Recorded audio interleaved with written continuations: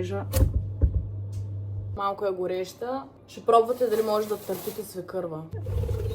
Коледни. Някой ден ще се науча да снимам. Забравям ли нещо? Сигурно колко трябва да сложа. Нека не правим нещата по-трудни. Слушай, престани.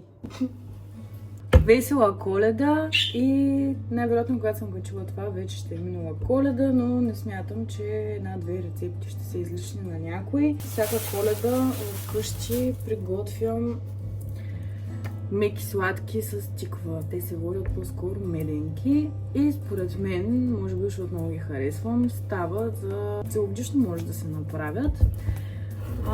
Не съм много сигурна как ще снимам процеса и ако съм в целия кадър ще е страхотно. В момента само ви въвеждам в това, което ще правя. Сега ще нарежа тиквата. Първото нещо, което ни трябва, ще видя да сложа тук някъде рецептата. Като се надявам да не забравя да включа някои важни уточнения, тъй като имам няколко несполучливи опита с въпросните сладки. Причината е, че в интернет рецептата, която са дали, има някои несъответствия. Аз ще я добавя и ще кажа какви са корекциите, за да може, ако някой от вас я пробва, да не страда от това, че сладките не са се получили, както съм правила аз. Сега ще нарежем тиквата и ще я сложим да се свари, за да може след това да я направим на пюре.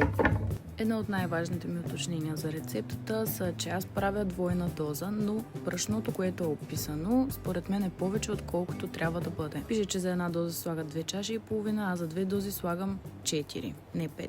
Ако искате да използвате пълнозърнесто брашно, трябва да сложите по-малко количество, защото то явно поема повече. Така че за такова брашно съвета ми е да сложите по-малко и да добавите, ако има нужда. Някой ден ще се науча да снимам. Някой ден.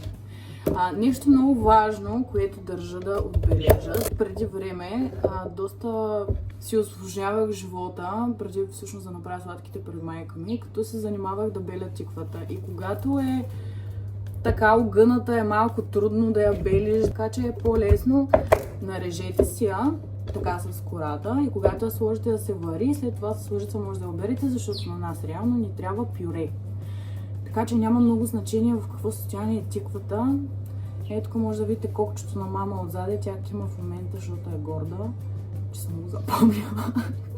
Нека си улесняваме живота, нека не правим нещата по-трудни. Аз имам навика по принцип да не я слушам, да се ядосвам, че ми се бърка в работата. И когато накрая я изслушам, след това се радвам, че съм я изслушала. Така че слушайте майките си. Ако имате тенджера под налягане, може да използвате и нея, просто слагате по-малко вода и тиквата ще се свари по-бързо. Така, тиквата ни е сварена, малко е гореща, обаче ще пробвате дали може да търпите свекърва. Това е.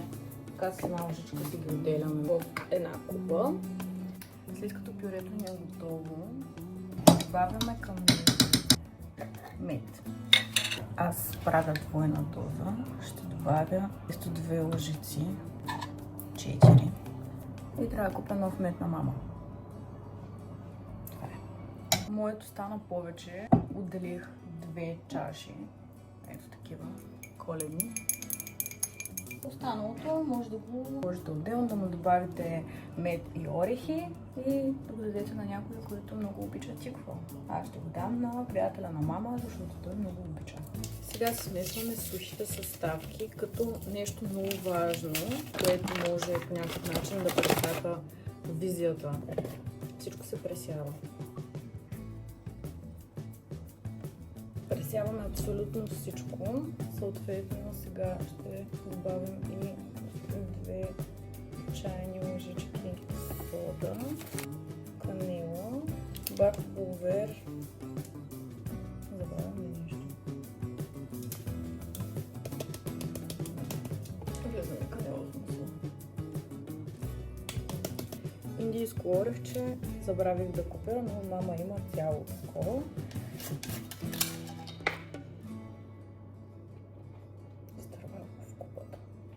Не го изтървате в купата. Сигурно колко трябва да сложа. В принцип по филмите индийското орехче винаги е тайната съставка. съставка, така че и да сложите малко повече. Не мисля, че ще е драма. Сега мокрите съставки в една такава народна купа слагаме 2 лъжици мед. Ако не е народна, не знам дали ще стане. Сега към меда добавяме и 2 яйца. Така, тук толкова много шум към добавянето на тази захар, че нищо не ми се разбира. То добавяме захар на око или по рецепт. Аз на око, защото съм сложила повече мед. И сега така ще хвана купата да не тропам.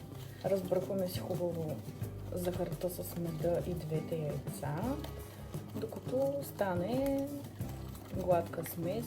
Съветвам ви да не ползвате мония течния мед, дето не знаем дали е мед.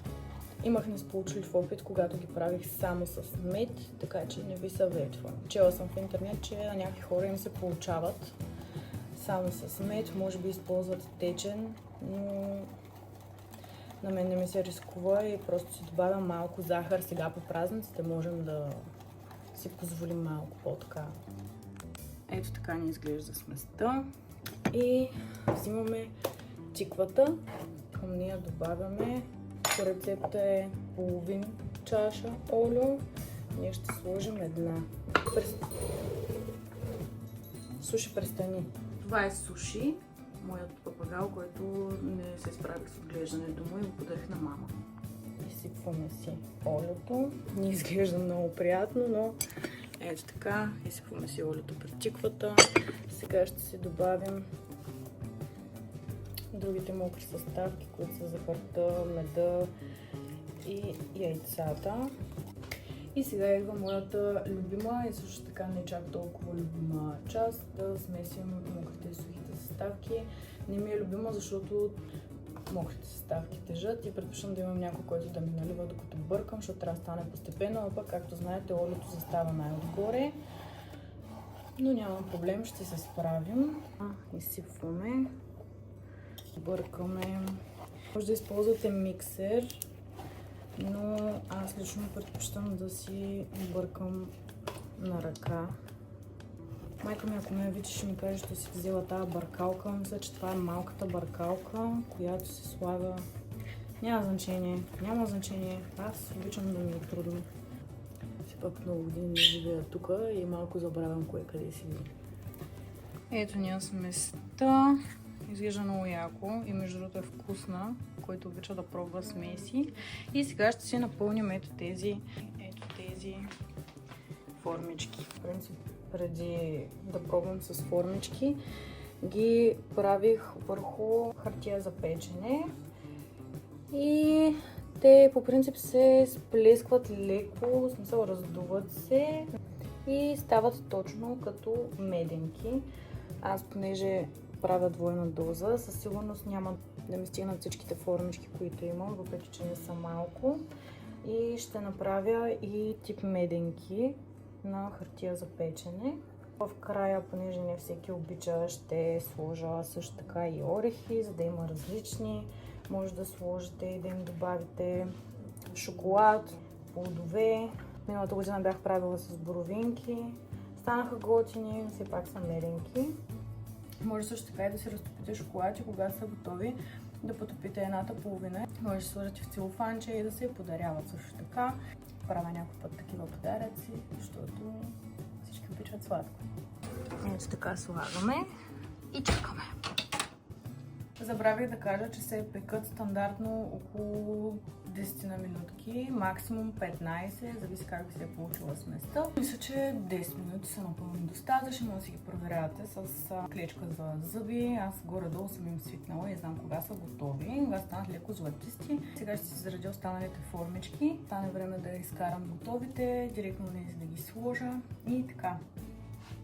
Ето така се получиха една част от сладките, другите ще сложат отстрани някъде една снимка. Ами не успях да снимам края, който очаквах и исках, но обещаната снимка е на лице. Все пак не мога да накарам нашите децата да мълчат, докато си правя естетик кадрите. А и беше време да седнем на масата за бъдни вечер. Ще се радвам, ако някой си направи. Това мисля да го ставаш, защото просто ме кефи. Бела ми събори слушалките. Но много ще се радвам, ако някой реши да пробва и да си ги направи. Ако имате въпроси, може да напишете долу в коментарите. Благодаря, весели празници, весело посрещане на новата година и до следващия път. Чао, чао!